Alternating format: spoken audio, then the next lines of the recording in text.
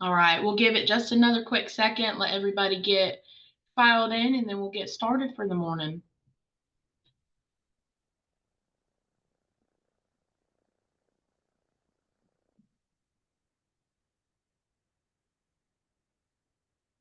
Okay, I think everybody should be able to be filing in. So I'll go ahead and get it started. All right, good morning, everybody.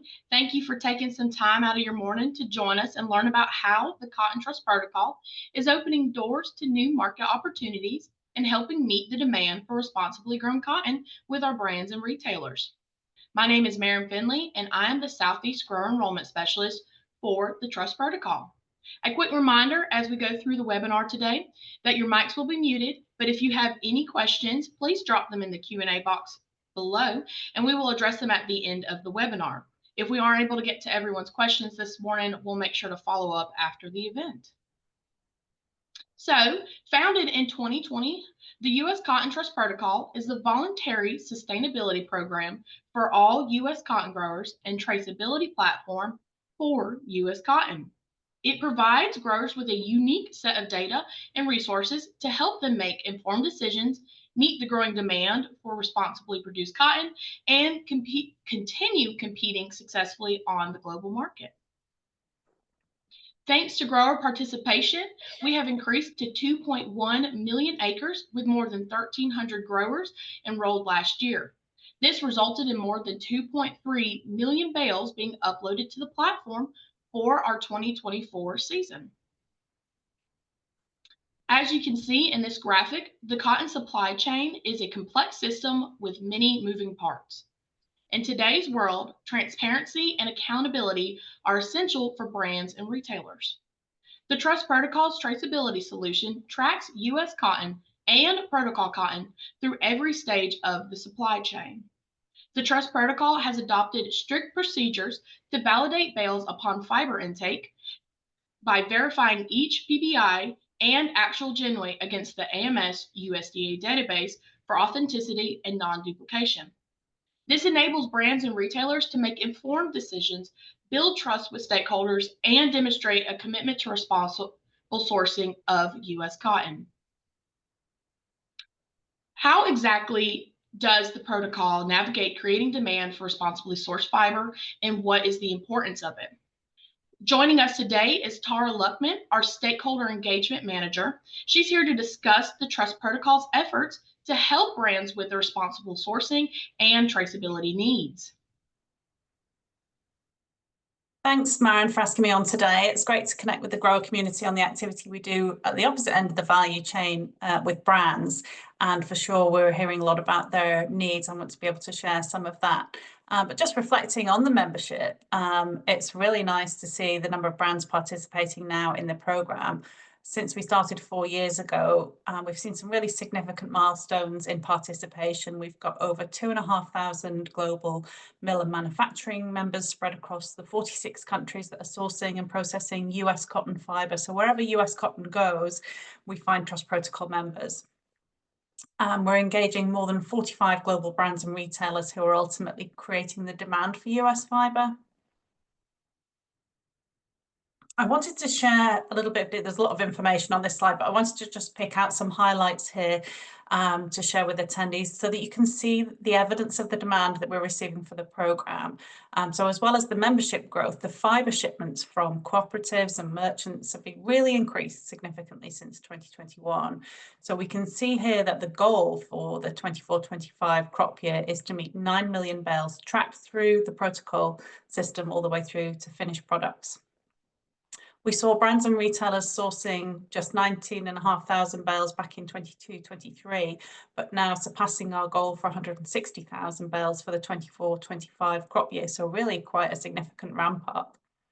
And part of the reason for this, or the stimulus around this, has been a change we made in the programme around the uptake commitment for brands. So brands and retailers now are obligated to source a minimum of 10% of their cotton demand through the programme within 2 years of them joining. So really about active participation.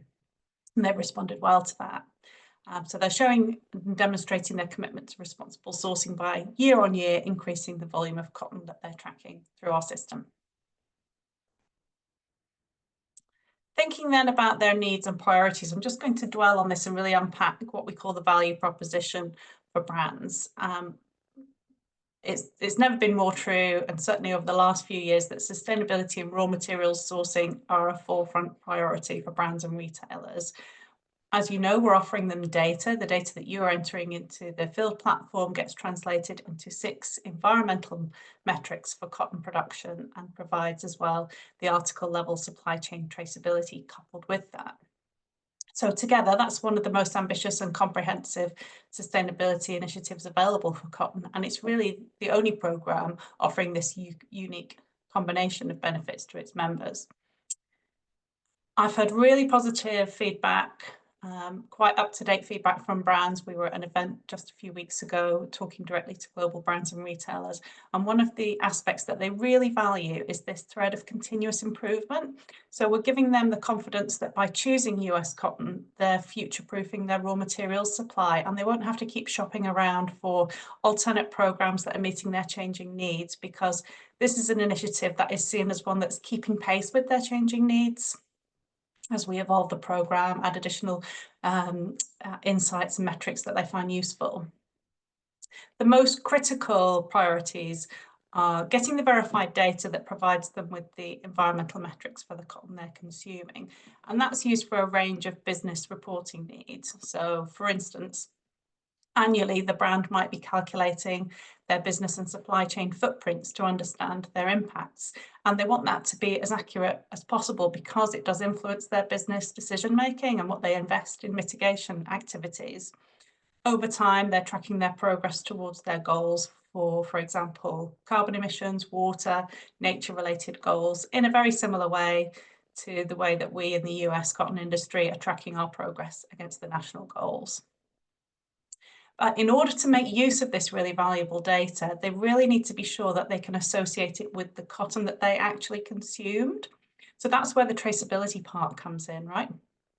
Tracking the consumption of US cotton and protocol cotton from its entry into their supply chain, from spinners right through to finished products, and following the movement of that fibre, they can then be confident in reporting how much they used together with its environmental impacts. So let's go on to some examples how that comes to life. It's really nice to see this in action, and that's what's happening now. So you can see products made with the US cotton that you've produced, marked with the Trust Protocol logos in stores, tangible proof and evidence of your efforts being recognised, I hope. The Gap brand communicate being Trust Protocol members, that's in their sustainability corporate report. So we're seeing them taking up more and more Trust Protocol cotton, and we can anticipate in their future reports we'll see them reporting that progress. They've got a new report due out in the next few weeks. But for now, as a consumer, you can get on their website and have a look at the product claims on there.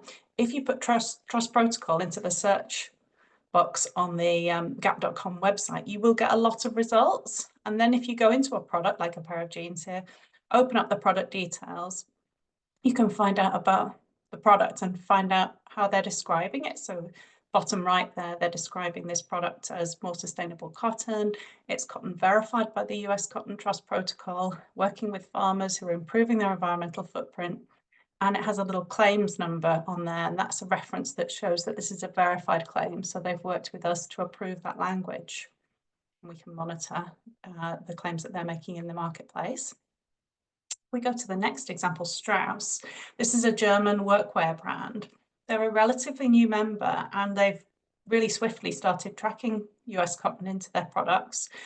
They're using a sew-in label to show that to the consumer. And they've got a really nice feature on their website and some printed catalogues and materials for customers. And they also had a promotional stand at the recent Farm Progress show, and that's the largest outdoor farm show in the US. So really nice to see them amongst our community.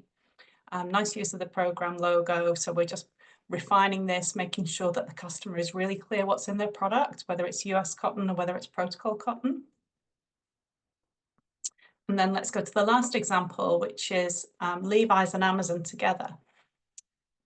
This actually started back in December 23, and the first co-branded products launched under the Amazon Climate Pledge Friendly certification filter.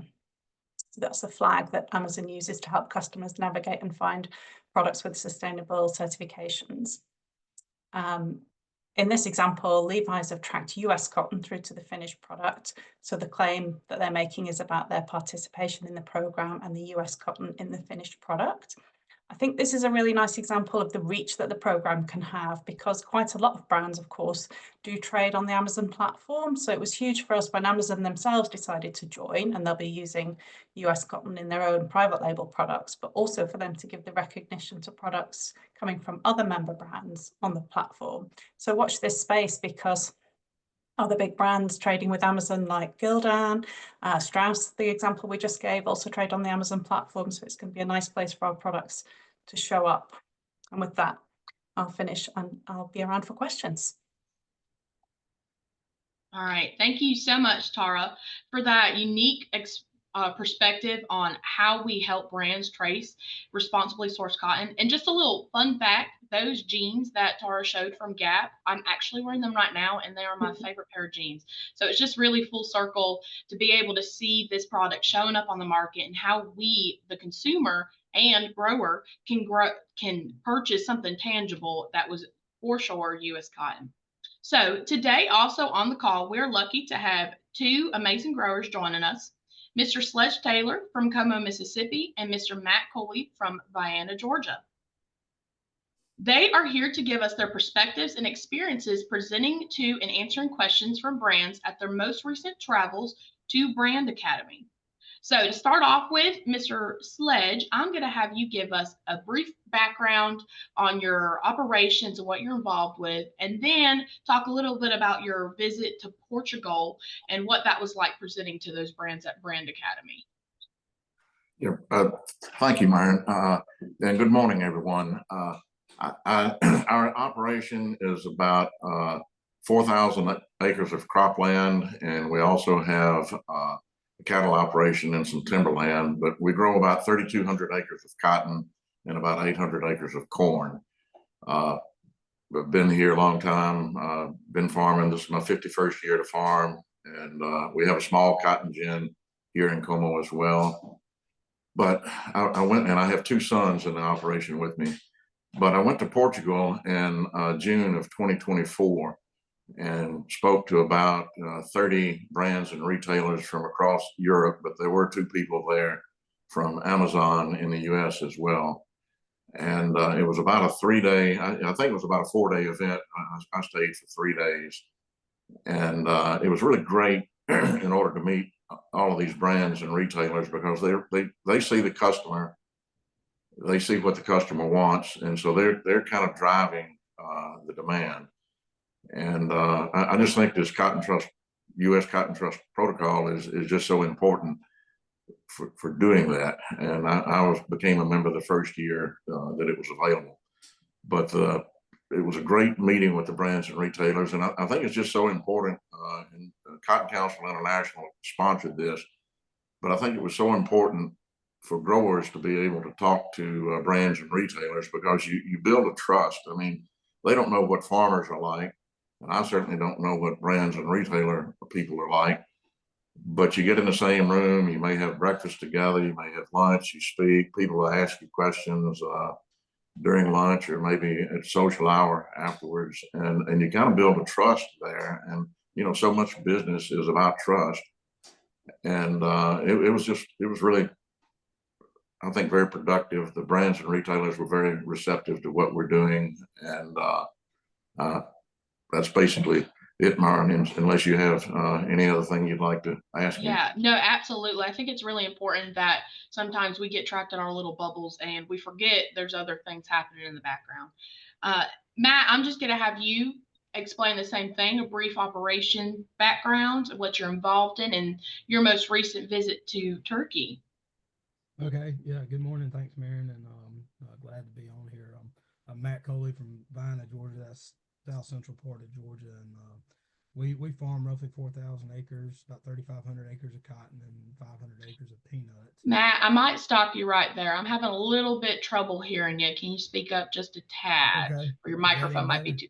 That's better. Thank you. All right, sorry about that. So yeah, again, Matt Coley from Vienna, Georgia. That's in the south central part of the state. We farm 3,500 acres of cotton and 500 acres of peanuts. In addition to that, my family owns and operates a cotton gin and a peanut buying point. And similar to Sledge, I've been in the trust protocol since its inception. I actually had the opportunity to be a part of the sustainability task force that was the precursor to the trust protocol, and I believe that started in 2017 or 18. But anyway, it's been a great program so far, and the good thing about it continues to improve every year. But the brand academy I was able to attend was in Istanbul, and that was end of March, 1st of April of this year. So there was 25 to 30 representatives from brands and retailers from the U.S. and Europe and really all over the world. So it was a great opportunity to spend a week with them and interacting. I got to tell the story of U.S. cotton production, my family farm. Like Sledge said, a lot of those people didn't know anything about cotton farming, and hearing from growers and seeing the family involvement, I think that really hits home with them. So it was a great experience. We actually, while we were there, we spent a day at a pretty vertically integrated textile mill there in Turkey.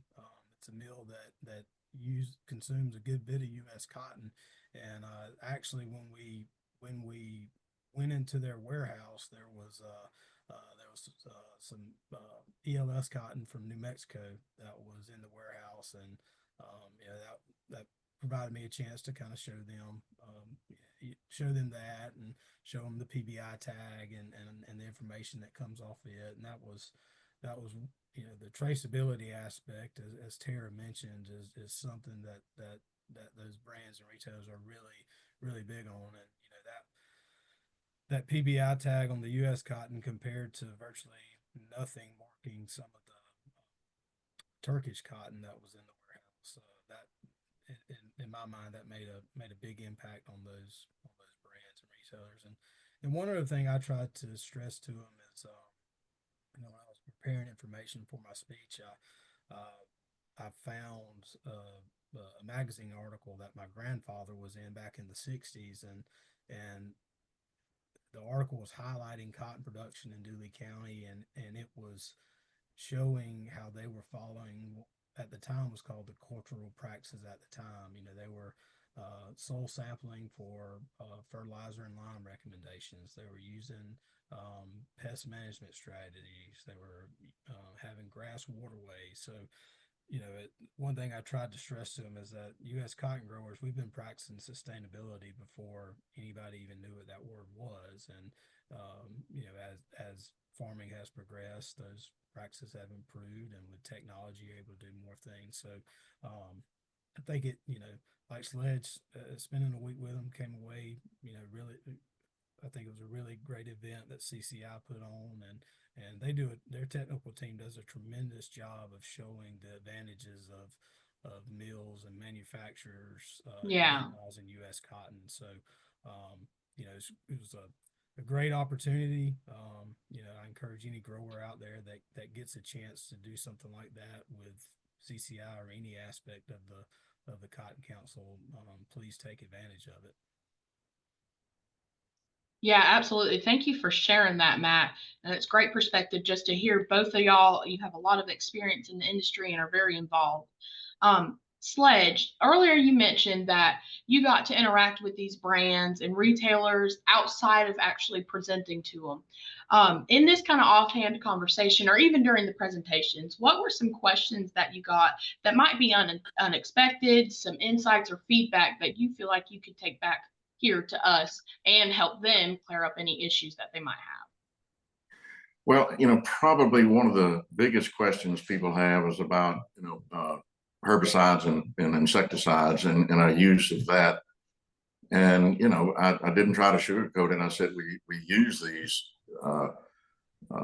products, but we don't, we use them as little as possible, that they're approved by EPA, and there are very strict regulations about what we do.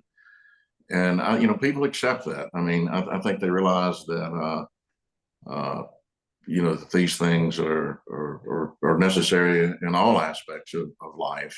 And so, but just to hear it, I think, you know, to hear it from a person, and of course in my presentation, I had a PowerPoint presentation that I did, and we do some cover crops and different things, and I showed them the importance of the cover crops and the keeping our water clean, et cetera, the water that leaves the field. And I told them, and I thought probably, you know, some of the soil erosion was as big of an issue for the environment as, you know, even the pesticides or whatever. So, you know, it's, you just get to give them a different take on it that they've never thought of before. They see all the negative stuff in the press, and but then, you know, they would ask questions about our lifestyle, about other things as well, and, you know, even ask you about your family, and, you know, what you do when you meet people and trying to get to know them. So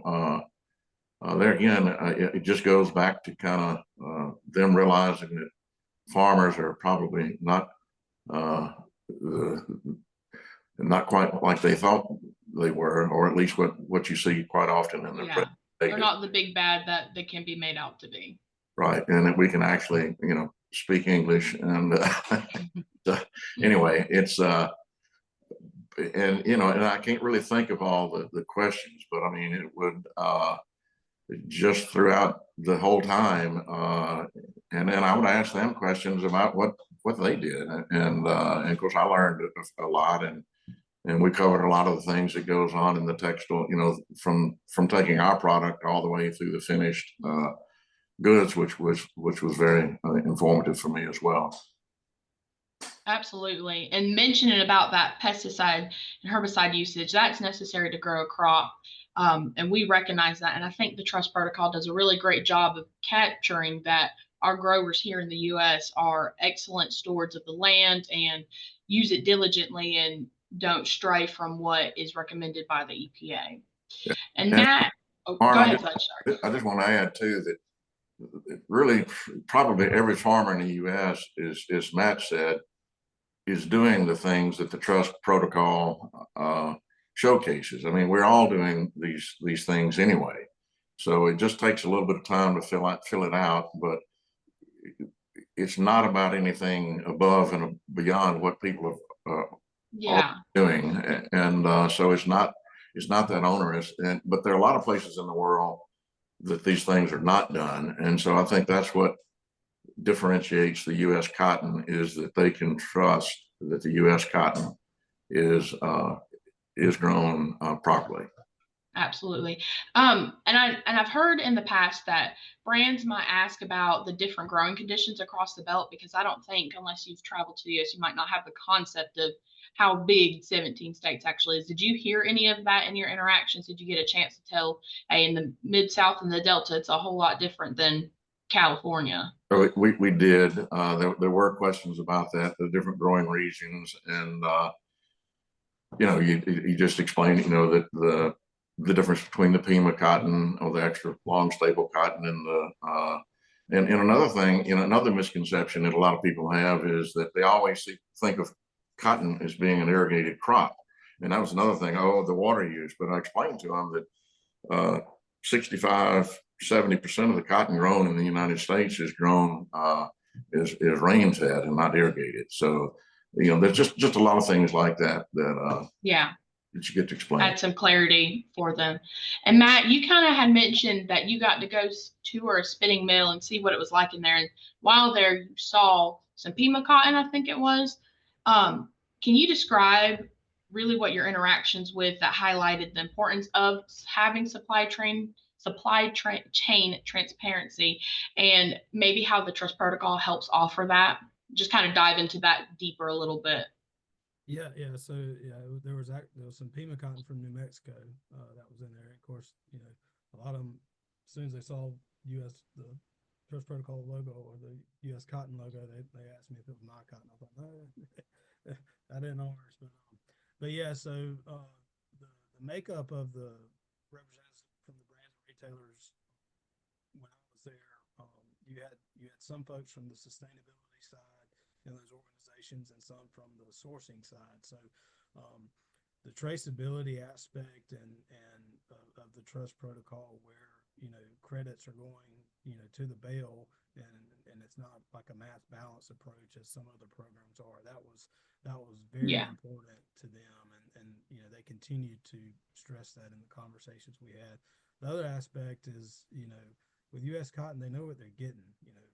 Having a USDA grade every bale and knowing the quality you're getting, that was something else that was very important to them. So, just this whole supply chain traceability and transparency is growing more and more important to the end consumers, and the brands and retailers are trying to meet what their customer wants. Absolutely. And thank you for kind of explaining that. I think it's very interesting how the PBI tag associates it with the grade. It's like that bale has its individual DNA. And I think that's really something special and unique to U.S. Cotton. So thank you again both for sharing your unique experiences. I know you guys have been excellent advocates for our industry, and I'm just very thankful that y'all came on and gave us some background and continue working for us. Matt, did you have something else to add? No, I just want to say you got 7 more days. If you hadn't signed up for this year, you got 7 more days to do it. It's the initial process, depending on how good your record keeping is, may take a little while, but once you get signed up, from year in and year out, it's a pretty easy process to stay in it, and you really get a lot of valuable information. You can see how minor changes on your farm, from leaving out some unproductive land, turn it into a grass waterway, can make a big impact on your environmental footprint. So just encourage you, if you're not a member yet, please take the time and look into it and join it. Absolutely. Thank you for that. And I'd just like to add one other thing, and it's not, I think it is pertinent, but I also have cattle, and we have a cattle operation. And years ago, they started a program called Certified Angus Beef, and it started off very slow, and it's basically a quality assurance thing, and nobody really thought, had any expectations of where it would go. And I think since the inception, it has grown every year, and it's been a tremendous thing. And this is a little different, but you just never know how these things are going to go. And I do expect this to continue to grow and be a vital part of the cotton industry in the U.S. Absolutely. Thank you both for saying that, because I can sit here in front of y'all and harp all day that this is important, but hearing from actual growers that have good perspective, have been in the game for a long time, it just really does prove that this is great industry support. So before we conclude, we will take any questions for the team. And if you haven't done so already, you can drop them in the Q&A box on your screen. So I do see we have a question here.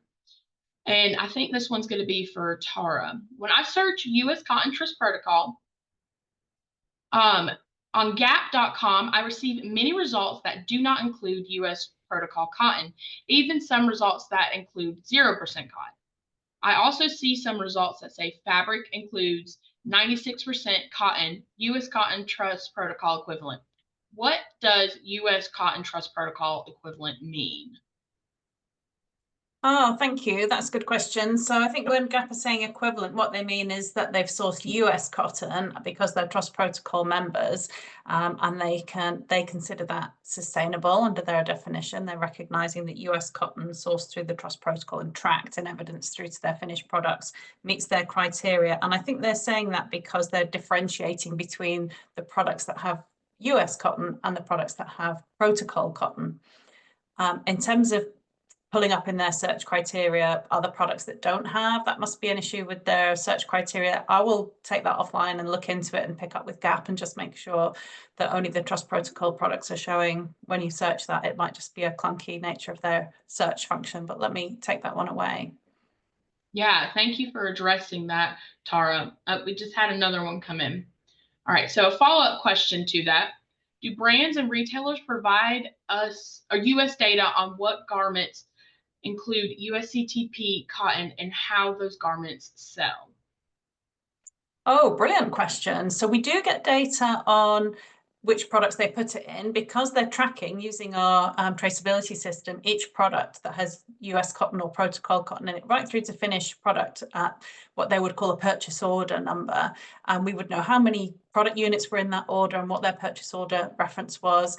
And we can view all of that. So we would know how many units. And that, for instance, is how we can see if they're meeting their sourcing requirements. So where they've committed to sourcing 10% of their cotton through the system as US cotton over a 2-year period, we can use that to tot up how much they've actually sourced and whether they've met that criteria. And of course, that's part of the fees that they pay into the program as well will be charged on that basis. So yes, we can see which products, and that helps us specifically to check that if they're making on product claims like hang tags, we can check that they're on the right products. There was a second part to the question. I think that, I think that one answered it well. And then this question might be a greater team question, but how can a grower monetize or add value to their cotton being a member of the protocol? And I feel like I can answer that, and maybe the team can jump in after that. So at the moment, to be transparent, there aren't many premiums on the market for protocol cotton. Really what Tara specifically focuses on is we're trying to keep US cotton relevant on the global market space. So it is getting us on those preferred fiber lists, it's getting us on those hang tags, and eventually the goal is to see that return come back to growers. So I explain to my growers, it's an investment of your time right now. It's really big industry support, because when these brands and retailers and consumers come calling on something that's traceable and sustainable, we want to be able to have that to offer up. And if anybody else on the team wants to dive a little bit into that, go ahead, take the lead.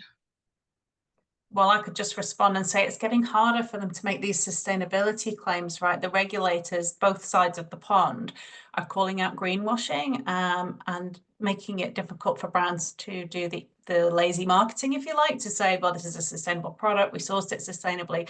That's yesterday, that's finished. What they've got to do now if they want to make a product claim is to be very specific, and that's something that we're really well aligned to support them with. So for now, for instance, they would have to say, this product is made with X percentage of US cotton sourced through the Trust Protocol, and this is coming from growers that are making these commitments. They have to be much more explicit and granular with the claim, which is the challenge for consumer communication, but it means that they're looking for programs like this one to be able to support the claims that they can make. Yeah, absolutely. And just to add a last tidbit, the supply chain I showed earlier, it is going through many hands. It's being passed, bought, and sold, and going on with many all over the world cotton bales. So us starting in 2020, this is a long process, and it's definitely the long game to provide that traceability for brands and retailers. And I think, and can I'd just like to add too, and I'm sure all farmers probably have friends that ask them this question, but people will ask me about Egyptian cotton. Everybody has heard of Egypt. They say, what is Egyptian cotton? Why is it so much better? And I mean, I want people to have top of the mind of US cotton. When they say cotton, I want them to say US cotton, because I want us to have that quality or top of mind, so that when people think of US cotton, they think of the best cotton there is, and so that we can that'll help us compete. absolutely. And I think if nothing else comes in, we'll go ahead and conclude for today. So again, thank you so much to all of our speakers for being on today. And now hopefully you all listening in have a better understanding of how the Trust Protocol helps address these challenges by bringing transparency and traceability to the cotton supply chain. And another reminder, enrollment is open right now and closes next week on Wednesday, April 30th. And we have a full field staff here, happy and exciting and willing to help you. So please reach out to us to make sure you get your enrollment completed. And finally, our next webinar will be on July 23rd. So be on the lookout for that information. And with that being said, I hope everybody has a great planting season and that your day goes well as well. Thank you so much.